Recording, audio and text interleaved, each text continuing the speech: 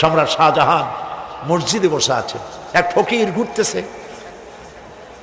লোকেরা কয় ছোটবেলা থেকেই তোমারে খয়রাত করতে দেখলাম, ভিক্ষা কি জীবনেও যাবে না তোমার?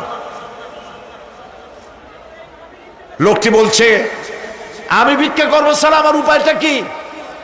এই লোকটি আমি ভিক্ষা করা ছাড়া করবো কি? লোকেরা তো আমার 4 টাকা 50 টাকা 100 টাকা দেয় না, 4 আনা 5 আনা 1 টাকা এই আমার দেয়, এ দিয়ে আমি বড় লোক হবো কেমন? লোকটি বলছে আচ্ছা দেখো, তুমি তো জায়গা মতো যাইতে পারো নাই, বাদশার কাছে যাও, এমন দেওয়া দেবে জীবনে আর খয়রাত করা লাগবে না। তো বাদশার কাছে কি খয়রাতি যাইতে পারে কোনোদিন? কয় হ্যাঁ এখন পারবা। কেমনে? কয় সম্রাট শাহজাহান এখন একা একা মসজিদে আছেন। তখনকার এসব বাদশারা অনেকে নামাজি ছিলেন, দিনদার ছিলেন।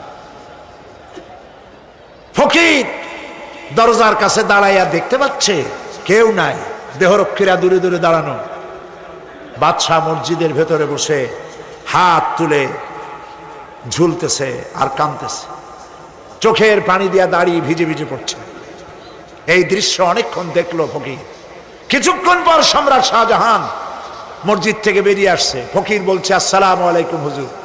তিনি বললেন ওয়ালাইকুম আসসালাম, চলে গেল। বাদশাহ বলল আমার কাছে তো কেউ আইসা কিছু না চাইয়া তো যায় না, এরে দেখলাম খয়রাতির মতো কিছু চাইলো না, বেটা ভয় করলো নাকি? আমি এদিকে আসো। আসছে। ভয় পাইছো? কয় না ভয় পাইনি। তো কিছু যে চাইলে না?